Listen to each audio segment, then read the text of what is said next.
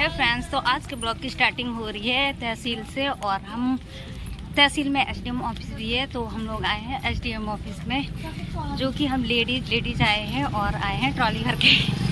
तो हम इसलिए आए हैं क्योंकि गाँव वालों की ये समस्या है और मेरी भी, कि हम लोगों के खेत पूरे पानी से तालाब बने हुए हैं। तो उसकी निकासी के लिए हम लोग एप्लीकेशन देने आए हैं, क्योंकि कोई कार्यवाही, कोई सुनवाई नहीं हो रही है। तो हम लोग आए हैं एसडीएम ऑफिस, इसलिए आप लोगों को दिखाते हैं कि हम कितने सारे लोग आए हुए हैं।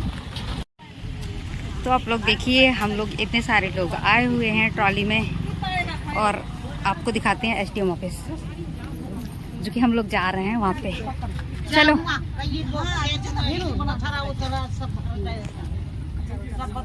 और मेरे से कह रहे वीडियो बना रही, जा नहीं रही है। तो मैं आप लोगों को दिखाती हूँ यहाँ पे एसडीएम ऑफिस।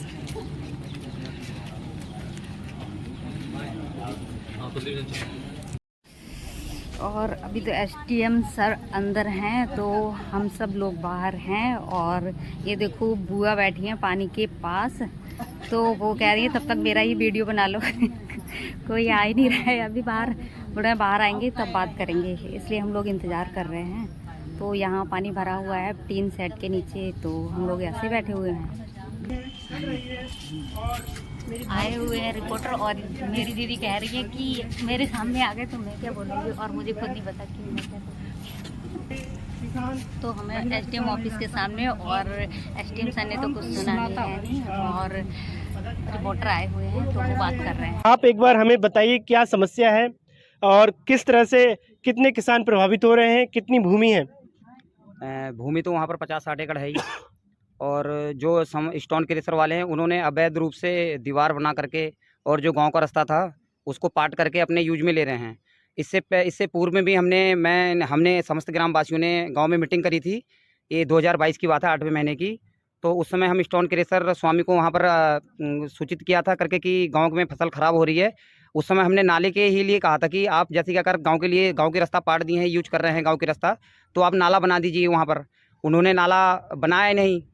तो अब इस विषय में फिर अभी इस बार बरसात हुई, काफ़ी बरसात हुई, तो उस वजह से जो सूखी नदी का जब पानी है उसका जल स्तर बढ़ा, तो किसानों को खेतों में आ गया, और वो पानी निकासी हो नहीं पाया। जो पहले हमारा पुराना रास्ता था गांव का, बरगो बाग से लेकर झाड़ी तक का, तो उसमें अब उन्होंने अवैध रूप से पाट दिया है उसको, तो वहाँ से जल की निकासी हो नहीं पाई, इससे कि ख़त्म हो गया। मतलब जो ज़मीन है हमारी 50-60 एकड़ ज़मीन है, उसमें पानी भर जाता है।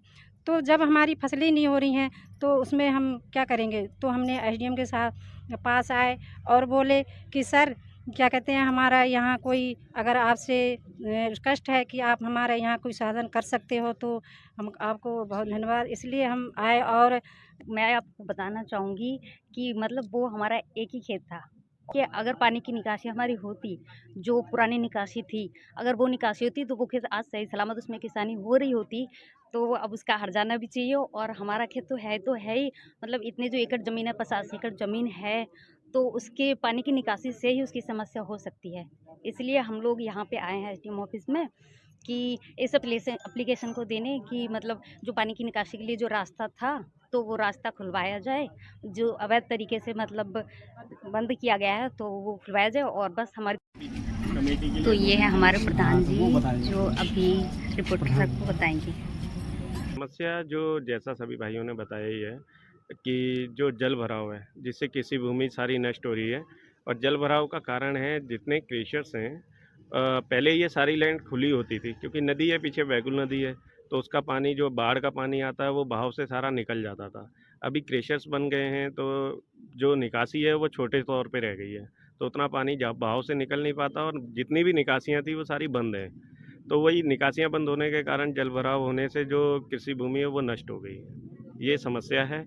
इसका निवारण जो बताया एसडीएम साहब ने, ये कहा है कि हम एक जॉइंट कमेटी बना के उसमें सर्वे कराते हैं कि कहाँ कहाँ पे निकासियाँ बंद हैं।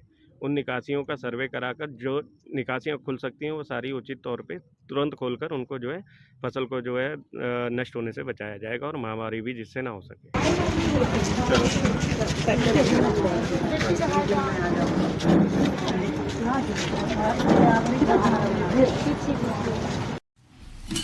तो मैं आ गई हूँ सितारगंज एसडीएम ऑफिस से यहाँ अपने घर पे, और मुझे लग रही है भूख, तो मैं खाना खा लूँ।